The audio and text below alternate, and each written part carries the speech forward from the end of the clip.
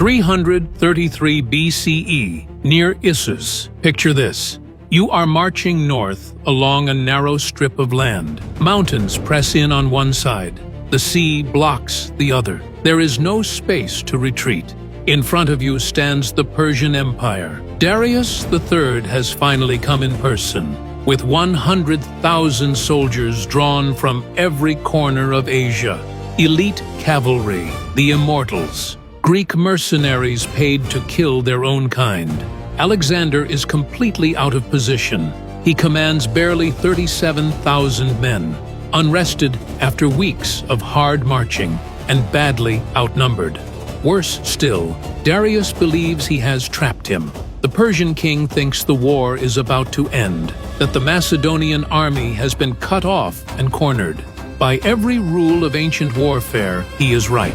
But Issus is not the battle Darius thinks he is fighting. Within hours, everything the Persians believed about this battle will be wrong.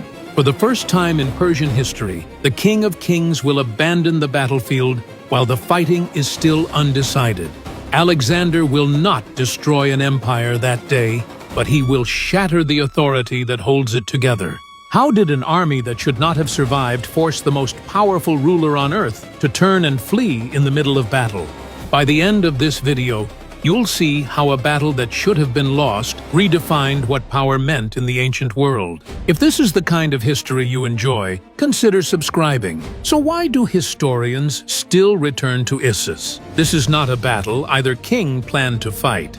Before the armies meet, you need to see the moves that forced them here, because Issus begins long before the fighting does.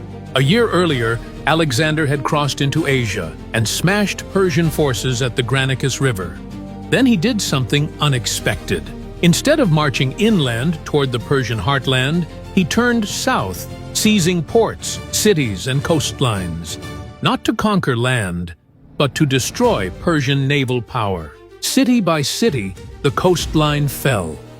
The Persian fleet was slowly strangled, but Persia does not sit idle. After the shock of Granicus, the empire adapts. Darius places the war in the hands of one of the few men who understood how dangerous Alexander was and how he had to be fought, Memnon of Rhodes, a Greek mercenary commander in Persian service. Memnon avoids direct battle. Instead, he opens a second front. Persian fleets surge back into the Aegean. Islands fall into Persian hands. Greek cities begin to waver. Rebellion stirs behind Alexander's lines. For the first time, the invasion is genuinely endangered, not by armies in front of him, but by collapse at home. Alexander is overextended, far from Greece, with no navy and no margin for error. Then, without warning, the war changes. Not through battle, but through chance. Memnon falls ill and dies. Historians would later argue about what this meant. Luck, fate, or simply the randomness that governs war. Whatever it was, Alexander is spared the fight he might not have survived. The Persian counteroffensive loses its architect, and with him, its momentum. Now the war stops drifting and starts moving toward collision. While Alexander advanced further into Asia, the response comes from the heart of the empire. In Susa, Darius III does not hesitate. He orders a royal army assembled, not a satrapal force, not a proxy war, an army drawn from across Asia, tens of thousands, cavalry, infantry, the full weight of imperial power. For the first time, the great king will lead in person. Darius marches west, with his court, his treasury, and his family traveling with the army.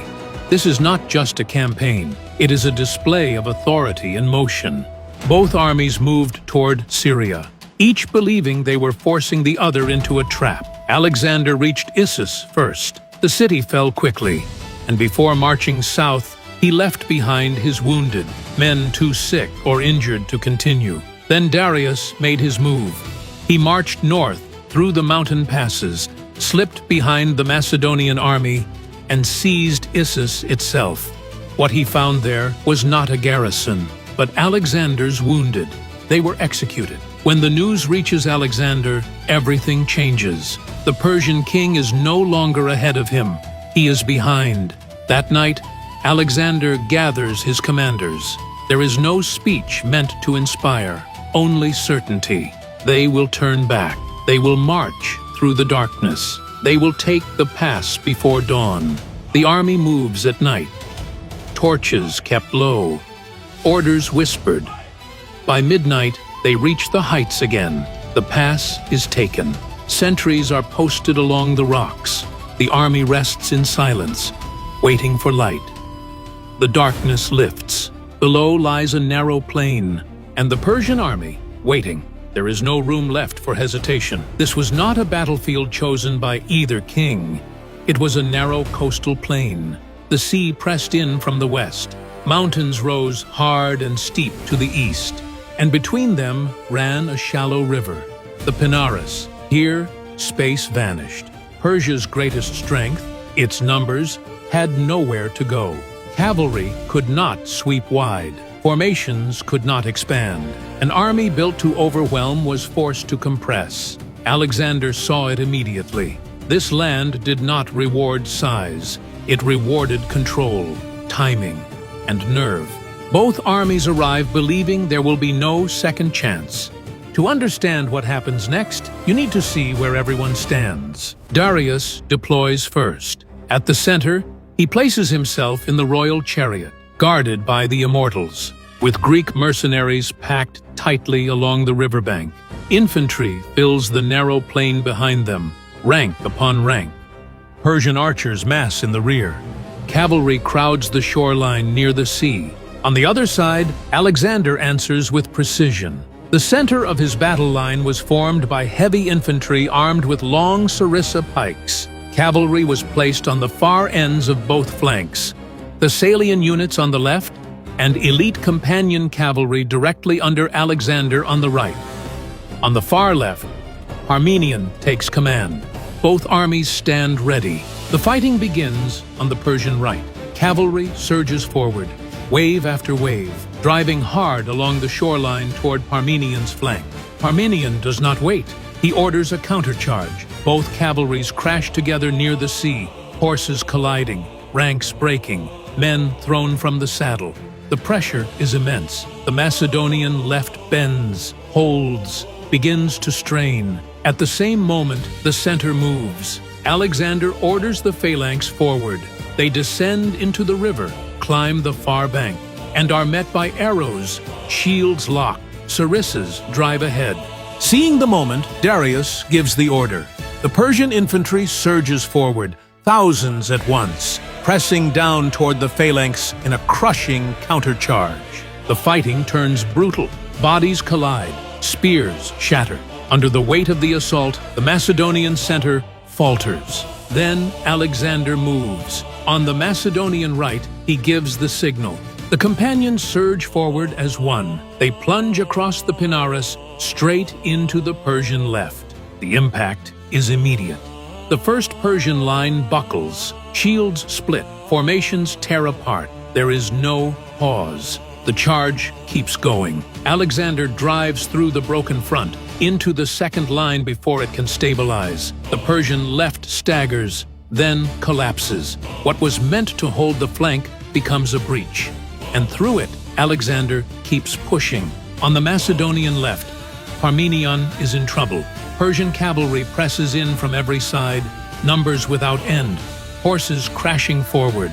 Parmenion's flank begins to give ground, slowly, stubbornly, fighting not to win, but to survive. At the same moment, the center buckles. The Macedonian phalanx is engaged frontally, pressed hard by elite Persian infantry.